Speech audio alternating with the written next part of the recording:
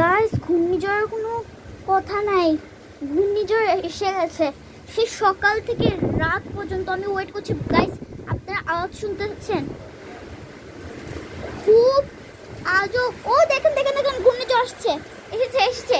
একটু লক্ষ্য করতে পারবেন, এটা এদিকে আছে। আমি নিজের চোখ দিয়ে দেখেছি। এখন রাস্তাঘাট সেই সকাল থেকে নিয়ে এরকম হয়ে রয়েছে। দোকান এরপর এরা খুলে রেখেছে। আরে ভাই, দোকান বন্ধ রাখেন। ঘূর্ণিঝড় আসছে, তার সাথে বিদ্যুৎও চমকাচ্ছে।